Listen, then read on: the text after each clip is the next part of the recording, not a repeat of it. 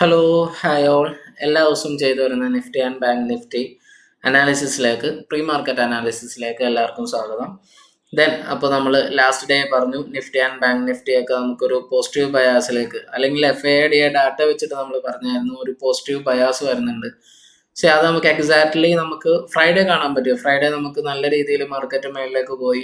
അവിടെ നമുക്ക് സപ്ലൈ സോണിൽ നമുക്ക് ചെറിയൊരു റിജക്ഷൻ വന്നു. ബട്ട് നിഫ്റ്റി അത് ക്രോസ് ചെയ്തു. ബട്ട് ബാങ്ക് നിഫ്റ്റിക്ക് അത് ക്രോസ് ചെയ്യാൻ ഒരു ബാങ്ക് നിഫ്റ്റി അത്രയും ഒരു ബുള്ളിഷ് ആയിരുന്നില്ല. മീൻസ് 47,500 സ്ട്രാഡിൽ ഉണ്ടായിരുന്നു.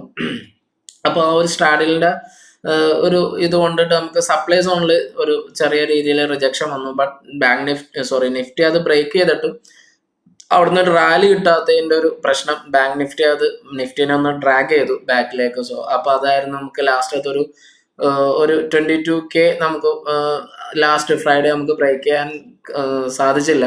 പക്ഷെ അത് നമുക്ക് ഇനി വരും ദിവസങ്ങളിലൊക്കെ ബ്രേക്ക് ചെയ്യുമല്ലോ എന്നൊക്കെ അത് നമുക്ക് നോക്കാം.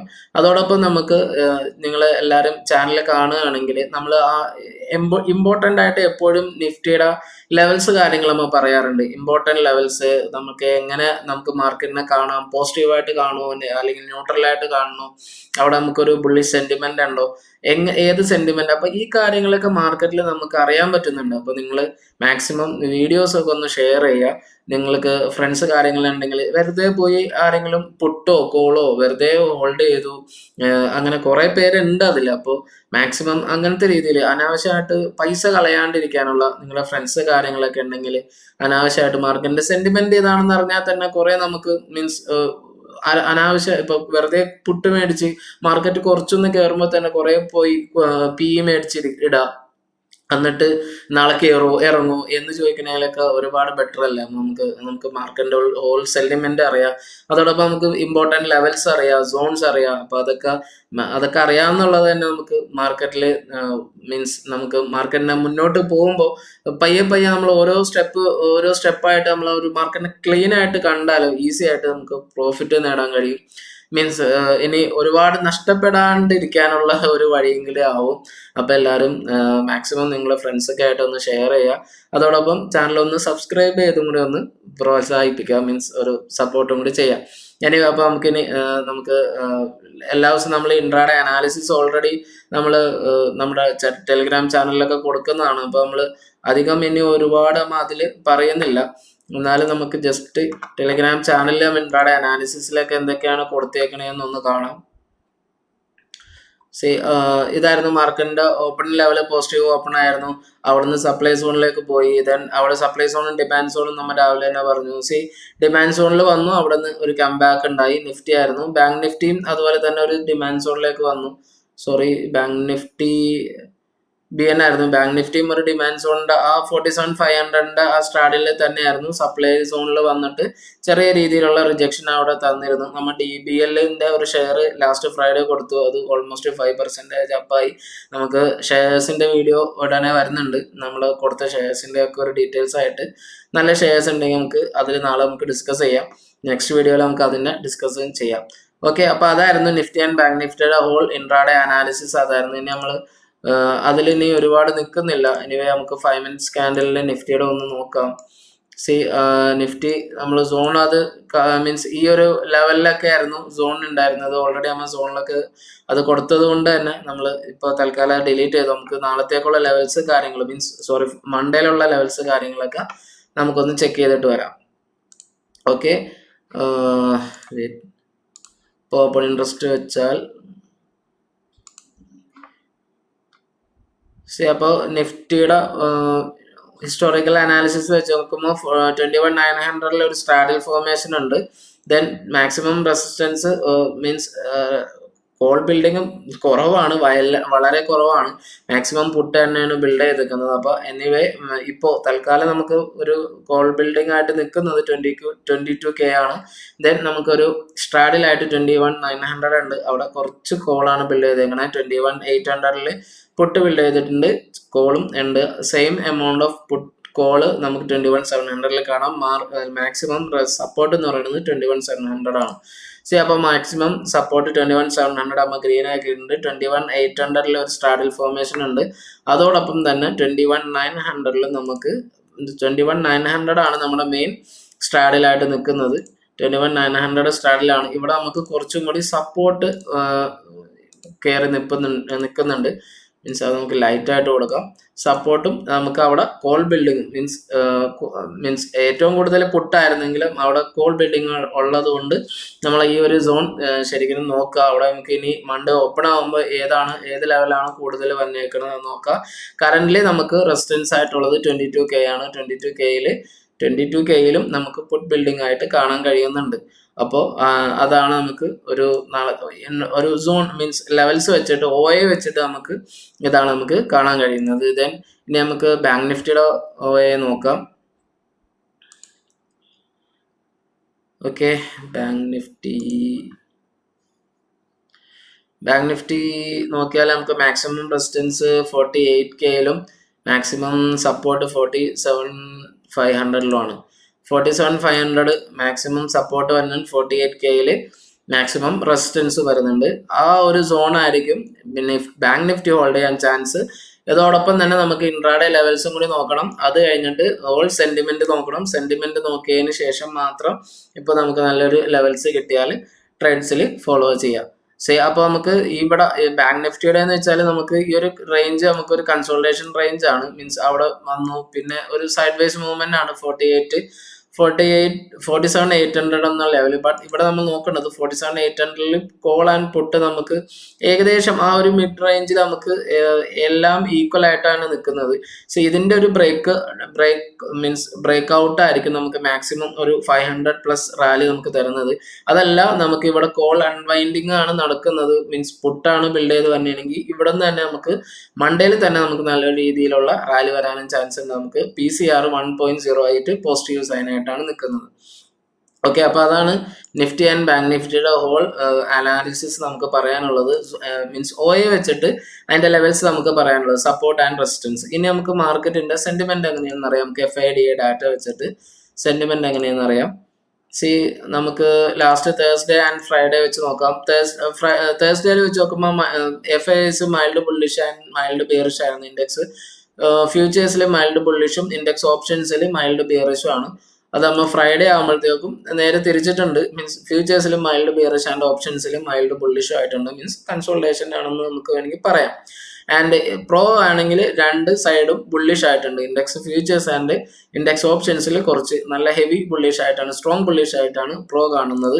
ദെൻ അത് നമുക്ക് പ്രോയിൽ മീൻസ് പ്രോ വെച്ച് നോക്കും medium bearish and medium bearish. അത് നമുക്ക് ബാങ്ക് നിഫ്റ്റി ശരിക്കും അതിന്റെ മീൻസ് ബിയറിഷിന്റെ ഇത് നമ്മൾ കണ്ടതാണ്. ബാങ്ക് നിഫ്റ്റിയിൽ നമുക്ക് നല്ല രീതിയിൽ സപ്ലൈ സോണിൽ നിന്ന് റിജക്ഷൻ വന്നുകൊണ്ടേ ഇരിക്കുകയായിരുന്നു. ബട്ട് നിഫ്റ്റി അത് ബ്രേക്ക് ചെയ്തിട്ട് നമുക്ക് അവിടെ റാലി ആക്കാനും പറ്റിയില്ല. സോ അതാണ് നമുക്ക് അവിടെ ഒരു നെഗറ്റീവായി കാണാൻ പറയുന്നത്. ബട്ട് നമ്മൾ ഇനി മീൻസ് മൺഡേയിലേക്ക് നോക്കുമ്പോൾ മാക്സിമം ബുള്ളി സൈഡേക്കാണെന്ന് മൈൽഡ് ബിയറിഷ് മാത്രമാണ് ഇൻഡെക്സ് ഫ്യൂച്ചേഴ്സ് നൽകുന്നുള്ളൂ. അപ്പോൾ നമുക്കൊരു ബ്രേക്ക് ഔട്ട് കിട്ടിയാൽ നല്ല രീതിയിലുള്ള മീൻസ് ഒരു റാലിക്ക് ചാൻസ് ഉണ്ട്. കൃത്യമായ സ്റ്റോപ്പ് ലോസും പാലിക്കുക. ദെൻ ഇനി നമുക്ക് ഫ്യൂച്ചേഴ്സ് ആൻഡ് ഓപ്ഷൻസിൽ നോക്കുമ്പോൾ നമുക്ക് സ്റ്റിൽ പോസിറ്റീവ് സൈഡാണ് കാണുന്നത്. 1.7 ലാഖിന്റെ ഫ്യൂച്ചേഴ്സ് മീൻസ് കോളിൽ നല്ല രീതിയിൽ ബുള്ളിഷ് ആയിട്ടുണ്ട്. പുട്ട് നമുക്ക് ബിയറിഷിലേക്ക് 95 ജസ്റ്റ് മീൻസ് അതിന്റെ ഹാഫ് ക്വാണ്ടിറ്റി എന്ന് വേണമെങ്കിൽ പറയാം. എനിവേ ഓവറോൾ നമുക്ക് നല്ലൊരു ബുള്ളിഷ് സൈനാണ് അവിടെ കാണുന്നത്. ദെൻ ഇൻഡെക്സ് ഫ്യൂച്ചേഴ്സിൽ വരുമ്പോഴാണ് ചെറിയ രീതിയിൽ മീൻസ് അവിടെ നമുക്കൊരു ഇൻഡെക്സ് ഫ്യൂച്ചേഴ്സ് ബിൽഡ് ചെയ്ത് വരുന്നില്ല. നമ്മൾ ക്ലിയർ ചെയ്ത് നോക്കണം. എപ്പോഴും ഒരു റാലി കിട്ടിയാൽ തന്നെ SL മീൻസ് SL കറക്റ്റ് ചെയ്ത് ഫോളോ ചെയ്ത് തന്നെ അല്ലെങ്കിൽ SLനെ അപ്ഡേറ്റ് ചെയ്യാനും നോക്കുക. മീൻസ് മാർക്കറ്റ് റിവേഴ്സ് ആവുന്നത് ചിലപ്പോൾ നമുക്ക് പറയാൻ പറ്റില്ല. അങ്ങനത്തെ രീതിയിലൊക്കെ അതിനും ചാൻസസ് ഉണ്ട്. മീൻസ് FIDA ഡാറ്റ പോസിറ്റീവ് ആണെങ്കിലും എപ്പോഴും നമ്മൾ ആ ഒരു പോസിറ്റീവ് ആണെന്ന് വിചാരിച്ച് നമ്മൾ ഫുള്ള് വിടാണ്ട് അതിനെ ഒന്ന് ഫോളോ ചെയ്ത് പോവാ. SLനെ എപ്പോഴും ഒരു 8 EMA ഒക്കെ ഫോളോ ചെയ്യുന്നവർ ആ രീതിയിലൊക്കെ 8 EMA അല്ലെങ്കിൽ 20 EMA അങ്ങനെ വെച്ചിട്ട് ഫോളോ ചെയ്ത് പോവാം. ഓക്കെ, ഇനി നമ്മൾ FIDA മീൻസ് ക്യാഷ് മാർക്കറ്റിൽ നോക്കുമ്പോൾ FIs 340 crore ജസ്റ്റ് ഒരു സെല്ലിംഗ് ഉള്ളൂ. ബട്ട് DIC ഹ്യൂജ് ബൈങ് ആണ്. 2,900+ crore ബൈയിങ്ങും അവിടെ കാണാം. Almost 3,000 near. ഇനി നമുക്ക് ഒരു 4 hour ക്യാൻഡിൽ വെച്ചിട്ട് നമ്മൾ ഈ ഒരു 4 hour ക്യാൻഡിലാണ് നമ്മൾ ഈ ഒരു ചാനൽ സെറ്റ് ചെയ്തേക്കുന്നത് നിഫ്റ്റിയിൽ. അപ്പോൾ 4 hour ക്യാൻഡിൽ വെച്ചിട്ട് നമുക്ക് ഏകദേശം ഒരു അനാലിസിസും കൂടി നടത്താം. നമ്മൾ ഇവിടെ നമുക്കൊരു ബ്രേക്ക് ഔട്ട് വന്നു. ജസ്റ്റ് ഒന്ന് നോക്കട്ടെ. നിഫ്റ്റി ഇവിടെ നിന്ന് ഇങ്ങനെ പോയി, ഇവിടെ നിന്ന് ഇങ്ങനെ വന്നു. ദെൻ ഒരു ഇതെടുത്തു, പിന്നെ അവിടെ ബ്രേക്ക് ഔട്ട് വന്നു, പിന്നെ ആ റേഞ്ചിലേക്ക് റീടെസ്റ്റ് വന്നു, പിന്നെ ആ റേഞ്ചും നമുക്ക് എന്താക്കണ് ഒരു ബ്രേക്ക് ഔട്ട് തന്നിട്ടുണ്ട്. ഇവിടെ നമുക്ക് ഈ ഒരു റേഞ്ച് ബ്രേക്ക് ഔട്ട് വന്നു, പിന്നെ ആ റേഞ്ചിലേക്ക് വീണ്ടും വന്നു, ആ റേഞ്ചിൽ നിന്ന് പിന്നെയും ഇവിടെ നിന്ന് ഒരു ബ്രേക്ക് ഔട്ട് വന്നിട്ടുണ്ട്. അപ്പൊ മാർക്കറ്റ് പോണത് എങ്ങനെയാ നോക്കുക. ഈ ഒരു റെസിസ്റ്റൻസ്, ഈ ഒരു സോൺ നമുക്ക് എന്താക്കണം, ഈ ഒരു സോണിനെ മാർക്കറ്റ് ബ്രേക്ക് ചെയ്തു, വീണ്ടും ആ സോൺ നമുക്ക് ടെസ്റ്റ് ചെയ്തതായിട്ട് കാണാം. ആ സോൺ ടെസ്റ്റ് ചെയ്തിട്ട് നമുക്ക് പിന്നെയും അവിടെ നിന്ന് ഒരു ബ്രേക്ക് ഔട്ട് വന്നിട്ടുണ്ട്. ഇനി നമ്മുടെ ഇമ്പോർട്ടൻറ്റ് സോൺ എന്ന് പറയുന്നത് ഇതാണ്. അപ്പൊ 21,800 ആയിരിക്കും നമുക്ക് ഇനി വന്ന ഇമ്പോർട്ടൻറ്റ് സോൺ എന്ന് പറയുന്നത്. അപ്പൊ അതെപ്പോഴും നോക്കാം. അപ്പൊ മാർക്കറ്റിന്റെ ഒരു ഡയറക്ഷൻ നമുക്ക് മനസ്സിലായെന്ന് വിചാരിക്കുന്നു. മാർക്കറ്റ് എങ്ങനെയാണ് മേളിലേക്ക് പോയെന്നുള്ളതും അതിൻ്റെ ഒപ്പം ഇതാണ് കറക്റ്റ് വേ നമുക്ക് പ്രൈസ് ആക്ഷൻ എങ്ങനെ പഠിക്കാം എന്നുള്ളതാണ് നമ്മൾ ഇതിലൊന്ന് കാണിച്ചു തന്നത്. അപ്പോൾ ഇനി 21,800 നമുക്ക് ബ്രേക്ക് ഔട്ട് വന്നു. ഇനി നമുക്ക് 21,800ലേക്ക് ഒരു മീൻസ് ഇനി കുറച്ചും കൂടി നമുക്ക് നല്ലൊരു ക്യാൻഡിലും കൂടി വന്നിട്ടാണെങ്കിൽ നമുക്ക് 21,800, നമ്മൾ നേരത്തെ പറഞ്ഞത് 21,500 ആണ് സപ്പോർട്ടായിട്ട് വരിക. അപ്പൊ ഇനി 21,800 ഈ ഒരു ലെവലിലേക്ക് വന്നാൽ നമുക്ക് എന്താക്കാം, നമുക്ക് ഒരു മീൻസ് നമുക്ക് നല്ലൊരു ബൈ സോൺ ആയിട്ട് നിൽക്കാം. അവിടെ കൃത്യമായ സ്റ്റോപ്പ് ലോസും പാലിക്കുക. നമ്മൾ നെഗറ്റീവ് ഇനി നമുക്ക് ഇങ്ങനെ വന്നു നെഗറ്റീവ് നമുക്ക് വന്നെങ്കിൽ ഏകദേശം ഈ ഒരു ലോ നമുക്ക് എന്താക്കണം, ബ്രേക്ക് ചെയ്യണം. ആ ലോ ബ്രേക്ക് 21,500 ബ്രേക്ക് ചെയ്താൽ മാത്രമാണ് നമുക്കൊരു നെഗറ്റിവിറ്റി നമ്മൾ പറയാനുള്ളൂ. എനിവേ അത്രയും നാൾ നമുക്കൊരു പോസിറ്റീവ് സൈഡായിട്ട് നിഫ്റ്റിനെ കാണാം. 4 hour ക്യാൻഡിലിന്റെ നമുക്ക് ഒരു ചാർട്ടാണ് തന്നേക്കുന്നത്. നമുക്കിനി ബാക്കി നമുക്ക് ഡീറ്റെയിൽസ് നമുക്ക് ടെലിഗ്രാം ചാനലിൽ സംസാരിക്കാം. ദെൻ ഇനി നമുക്ക് ബാങ്ക് നിഫ്റ്റിയുടെ ഒരു അനാലിസിസും കൂടി നോക്കാം. ബാങ്ക് നിഫ്റ്റി ഇത് 4 hour തന്നെയാണ്. ബാങ്ക് നിഫ്റ്റി പക്ക നമുക്കൊരു കൺസോൾട്ടേഷൻ ആണെന്ന് പറയാം. വൺസ് ബ്രേക്ക് ഔട്ട് വന്നു,